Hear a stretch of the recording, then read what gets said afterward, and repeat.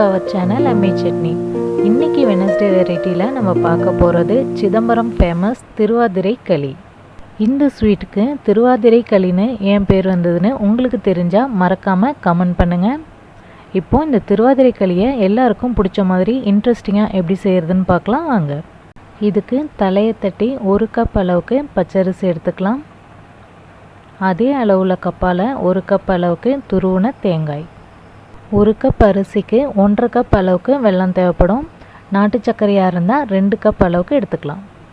நம்ம எடுத்து வச்சுருந்த 1 கப் பச்சரிசியை வெறும் வானலில் சேர்த்து வறுத்துக்கலாம். வறுக்கும் போது ஃப்ளேமை சிம்மில் வச்சு பொறுமையாக வறுத்துக்கலாம். இந்த thiruvathirai களியை நம்ம பொரியரிசி வறுத்து அதை பவுடர் பண்ணி தான் செய்ய போகிறோம். அதனால் அரிசி நல்லா பொரியிற அளவுக்கு பொறுமையாக வறுத்துக்கணும்.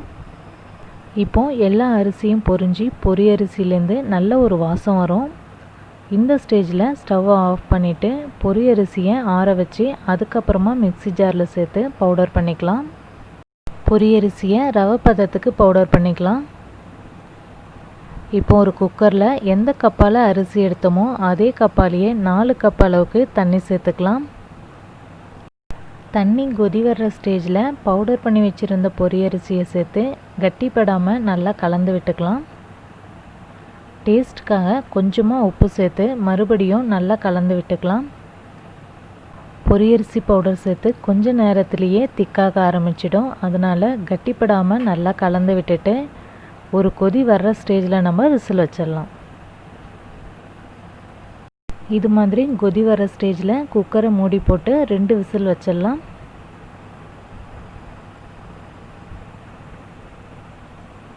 ரெண்டு விசில் வந்ததுக்கப்புறமா ரெஸ்டிங் டைம் கொடுத்து அதுக்கப்புறமா ஓப்பன் பண்ணணுன்னா நல்லா வெந்திருக்கும். நம்ம தண்ணி அதிகமாக வச்சோன்னா ரொம்பவும் குழக்குழன்னு இருக்கும். இது மாதிரி கரெக்டான அளவு தண்ணி வச்சோன்னா திக்காக வெந்திருக்கும். அப்போ நமக்கு வெல்லம் சேர்க்கும் போது கரெக்டாக இருக்கும். இப்போ பொரியரிசி நல்லா வெந்திருக்கு.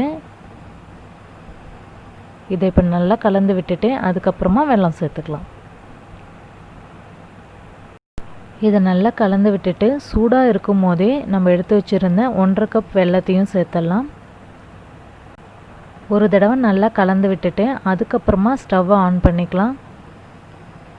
ஸ்டவ்வை ஆன் பண்ணி ஃப்ளேமை சிம்மில் வச்சுட்டு நல்லா கலந்து விட்டுட்டே இருந்தோன்னா வெல்லம் சூடாக ஆக இலகி கொடுக்கும்.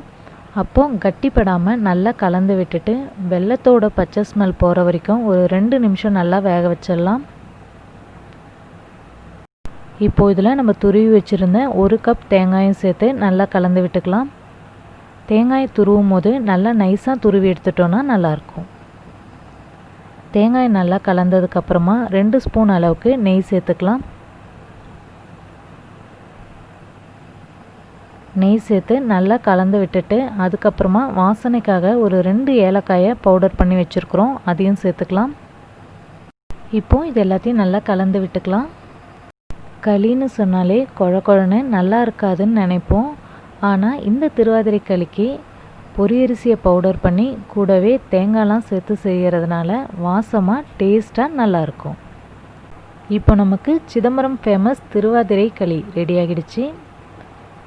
இந்த thiruvathirai களியை பசங்களுக்கெல்லாம் பிடிச்ச மாதிரி இன்ட்ரெஸ்டிங்காக ஆக்கிறதுக்காக ஒரு சின்ன கப்பில் நெய் அப்ளை பண்ணி வச்சுருக்கோம். அதில் கொஞ்சமாக ஃப்ரெஷ்ஷான தேங்காய் போட்டுட்டு thiruvathirai களியை இதில் வச்சு ஒரு பிளேட்டில் வச்சு சர்வ் பண்ணிடலாம். நம்ம ஊர் ட்ரெடிஷ்னல் ஸ்வீட்டான இந்த thiruvathirai களியை நம்ம எல்லாருமே தெரிஞ்சு வச்சுக்கிறது ரொம்பவே நல்லது. இந்த thiruvathirai களியை சிதம்பரம் நடராஜர் கோயிலில் ஒரு குறிப்பிட்ட ஃபங்க்ஷனுக்கு செய்வாங்க. அது எந்த ஃபங்க்ஷன், ஏன் இந்த ஸ்வீட்டுக்கு thiruvathirai களின்னு பேர் வந்ததுன்னு உங்களில் பல பேருக்கு தெரிஞ்சிருக்கும். அது மற்றவங்களுக்கும் தெரியணும்னு நினச்சிங்கன்னா மறக்காமல் கமெண்ட் பண்ணுங்கள். இந்த thiruvathirai களி நல்ல ஒரு ஸ்வீட் மட்டும் இல்லை, பிரேக்ஃபாஸ்ட்டாகவும் நம்ம இதை எடுத்துக்கலாம். இந்த thiruvathirai களியை இது மாதிரி புடி கொழுக்கட்டை மாதிரி பிடிச்சி ஈவினிங் டைமில் ஸ்நாக்ஸாகவும் கொடுக்கலாம். இன்றைக்கி வெனஸ்டே வெரைட்டியில் நம்ம பார்த்த இந்த சிதம்பரம் நடராஜர் கோயில் ஃபேமஸ் thiruvathirai களி உங்கள் எல்லாருக்கும் பிடிச்சிருக்கும்னு நம்புகிறேன். இந்த thiruvathirai களி ரெசிபி உங்களுக்கு பிடிச்சிருந்ததுன்னா அம்மி சட்னி சேனலை சப்ஸ்கிரைப் பண்ணி எங்களை சப்போர்ட் பண்ணுங்கள். நம்ம ஊர் ட்ரெடிஷ்னல் ஸ்வீட்டான இந்த thiruvathirai களியை உங்கள் ஃப்ரெண்ட்ஸோடு ஷேர் பண்ணுங்கள். வீடியோவை லைக் பண்ணுங்கள். தேங்க்யூ.